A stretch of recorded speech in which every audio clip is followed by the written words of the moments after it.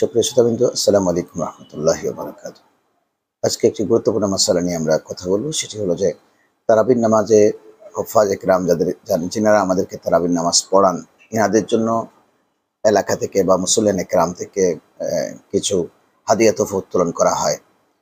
এটা প্রত্যেকটি মসজিদের রেওয়াজ আছে এবং সেই মসজিদে আমরা আমাদের অবস্থার প্রেক্ষিতে আমরা দেখি যে অনেক বিশাল অঙ্কের টাকা সেখানে উত্তোলিত হয়। অনেক সময় মসজিদ কমিটি করে কি এটা হাফেজ কোরআন, মসজিদের ইমাম, মুয়াজ্জিন, খতিব সাহেবদের হক। কারণ এনারা বস্ত্রান্তে কোনো যা বেতন পান সে দিয়ে কোনো রকমের চলেন, এনারা কোনো উৎসব ভাতা পান না। সরকারি চাকরিজীবীরা রমজান উপলক্ষে বা ঈদুল আজহা, ঈদুল ফিতর উপলক্ষে উৎসব ভাতা পান, বৈশাখী ভাতা পান, কিন্তু এটা ইমাম, মুয়াজ্জিন বা হাফিজুল কোরআনদের সেই সুযোগ নেই। এখন তাদের জন্য যে টাকা উত্তোলন করা হয়, এটা যখন মসজিদ কমিটি বিশাল অ্যামাউন্ট দেখে, তখন তারা চিন্তা করে এত বিশাল টাকার অ্যামাউন্ট তাদেরকে দেওয়ার দরকার কি, তাদেরকে পরিমিত টাকা দিয়ে বাকি টাকা মসজিদের উন্নয়নে খরচা করে। এই প্রশ্নটি আমাদের কাছে অনেকে করে থাকেন, সেটা জায়েজ হবে কিনা? এটি বিলকুল না জায়েজ। কারণ আপনি টাকাটি উত্তোলন করেছেন কিন্তু হাফিজুল কোরআন, ইমাম, মুয়াজ্জিন, খতিব সাহেবদের জন্য।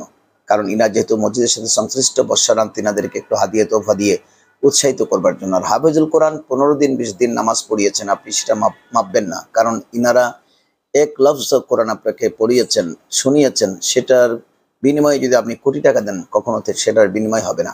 কোরআনুল কারীমের কোনো বিনিময় হতে পারে না। বরঞ্চ ইনারা যে কষ্ট করে কোরআন মুখস্থ করেছেন, আমাদেরকে রমজানের সময় দিয়ে সে কোরআন শরীফটি শোনাচ্ছেন, তার জন্য এনাদেরকে উৎসাহিত করবার জন্য, এনারা যেন কোরআন পড়তে উৎসাহিত হয়, আরও বেশি ইয়াদ রাখতে উৎসাহিত হয়, তার জন্য আমরা এনাদেরকে বিশাল অঙ্কের হাদিয়া দেব।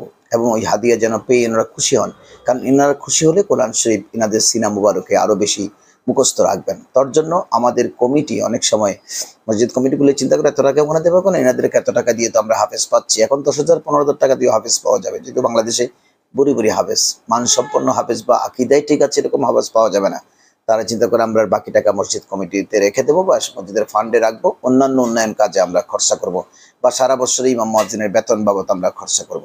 এটা বিলকুল জায়েজ নাই। কারণ আপনি টাকাটা উত্তোলন করেছেন হাফিজুল কোরআন, ইমাম, মুয়াজ্জিনের জন্য।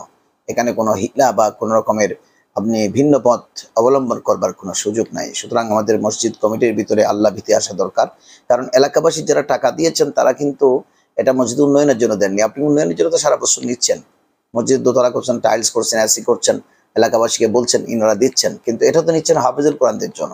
ইনারা উৎসাহিত হয়ে খুশি হয়ে দিচ্ছেন। আপনি ইনাদের টাকা অন্য কোনো খাতে আপনি দিতে পারেন না, বরঞ্চ ইনাদের টাকাগুলো হাফেজ সাহেব, ইমাম সাহেব, মুয়াজ্জিন সাহেব, খাদেম, খতিব সাহেব, ইনাদের মধ্যে আপনি সুন্দর করে বন্টন করে দেবেন। ইনারা খুশি হবেন, বৎসরান্তে ইনারা একটা বিশাল অ্যামাউন্ট পাবেন। আশা করি এই বিষয়টি আপনাদের বুঝে আসবে।